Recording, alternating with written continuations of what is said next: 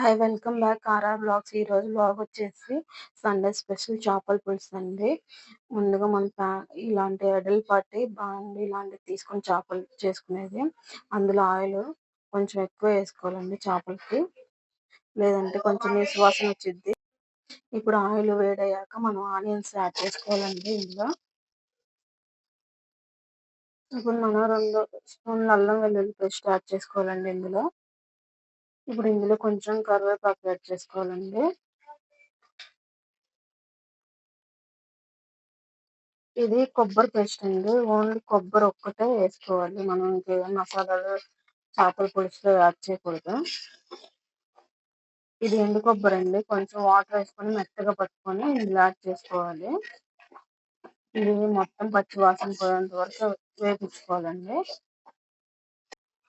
ఇది టమాటా పేస్ట్ అండి. నేను చేపల పులుసులో టమాటాలు కూడా 2 యాడ్ చేస్తాను. అప్పుడు టేస్ట్ బాగుంటది కాబట్టి. ఇది 2 టమాటాలు తీసుకొని మనం మిక్సీ పట్టుకొని ఆ ప్యూరీ అనేది ఇందులో యాడ్ చేసుకోవాలి. మనకి చేపల పులుసు అయితే టమాటా వేసి ఈ టమాటాలు వేస్తే ఇంకా ఫ్లేవర్ చాలా బాగుంటుందండి టేస్ట్. నేను అందుకే 2 టమాటాలు యాడ్ చేస్తాను. ఇది మొత్తం కొంచెం పచ్చి వాసన పోయేంత వరకు వేపించుకోవాలి మనం ఇందులో. ఇప్పుడు ఒక స్పూన్ పసుపు అయితే యాడ్ చేసుకోవాలండి మనము. 4 స్పూన్లు కారం అయితే యాడ్ చేస్తున్నాను నేను. చేపల పులుసు కాబట్టి కొంచెం కారం పడుతుంది మనకు. ఒక 2 స్పూన్లు అయితే ధనియా పౌడర్ వేస్తున్నాను. ఒక 3 స్పూన్లు అయితే కల్లుప్పు యాడ్ చేస్తున్నాను నేను.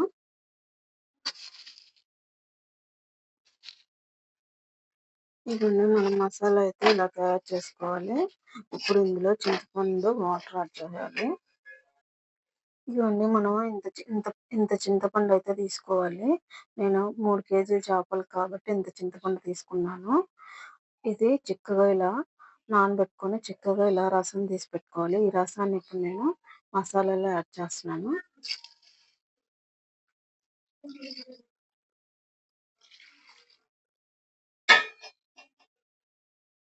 ఇదిగోండి.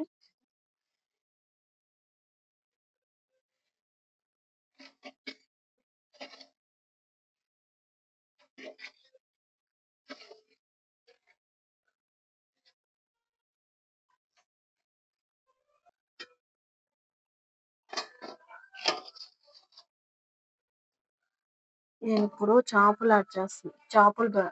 పులుసులో చేపలు అయితే వేస్తున్నానండి. ముందు తలకాయలు పెట్టుకోవాలి.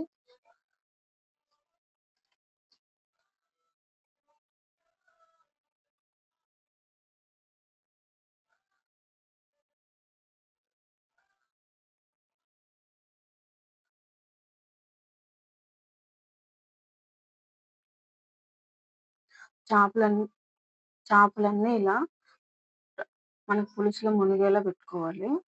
హై ఫ్లేమ్ లో 10 నిమిషాలు, లో ఫ్లేమ్ లో ఒక 5 నిమిషాలు ఉడికించుకుంటే చాలండి. మనకి చేపల పులుసు అయితే రెడీ అయిపోయింది.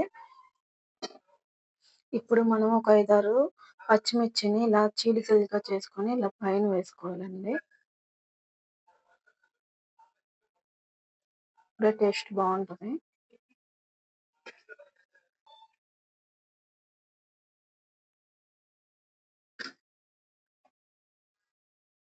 మనకి మనకి ఇలా ఉడుకుతున్నప్పుడు ఇది నేను ఇంట్లో తయారు చేసుకున్న చేపల మసాలా అండి. కొంచెం జీలకర్ర, మెంతులు, కొంచెం కరివేపాకు బాగా కొంచెం వేయించుకొని మెత్తగా పొడిలాగా పట్టుకోవాలి.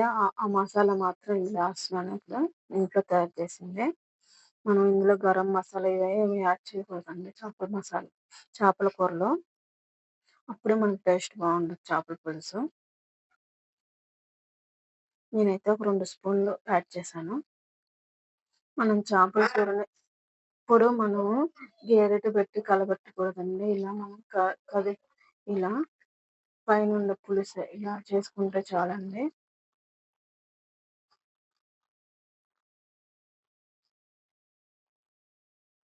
మనకి ఇంకొక 10 నిమిషాలు చేపల కూరలో ఉడికితే చాలండి. ఈ పులుసు మొత్తం చిక్కబడుతుంది. మనకి కన్సిస్టెన్సీలో ఉన్నప్పుడు ఒకసారి ఉప్పు, కారం అయి సరిపోయిందో లేదో ఒకసారి చెక్ చేసుకోవాలండి. నాకైతే నాకైతే ఉప్పు, కారం అన్నీ సరిపోయినాయి. మనం ఇప్పుడు చేపల కూరని ఎక్కువ సేపు ఉడికించుకోవాల్సిన అవసరం లేదండి. మనకు 15, 20 నిమిషాల్లో అయితే మనకి చేపల కూర అయితే రెడీ అయిద్ది. ఇందులో నేనిప్పుడు కొత్తిమీర యాడ్ చేస్తున్నానండి. ఇది మన చేపల పులుసు అయితే అయిపోయింది. కొత్తిమీర యాడ్ చేశాక మనకు ఒక 5 నిమిషాలు సిమ్‌లో పెట్టి ఆఫ్ చేస్తే చాలండి. చేపల కూర టేస్ట్ చాలా బావుంటది. ఒకసారి ఈ ఈ ఇలా ట్రై చేసి చూడండి. ఈజీగా చేసుకోవచ్చు ఎక్కువ. ఈ వ్లాగ్ మీకు నచ్చినట్టయితే ఆర్ఆర్ వ్లాగ్స్ 28ని సబ్స్క్రైబ్ చేసుకొని, లైక్ చేసి సపోర్ట్ చేయండి friends. Thank you for watching. చూడండి మన చేపల పులుసు అయితే చిక్కగా చిక్కగా వచ్చేసిందండి. మాకు ఈ కన్సిస్టెన్సీలో చాలు. మా వాళ్ళకి ఇలా ఉంటేనే ఇష్టం. Thank you.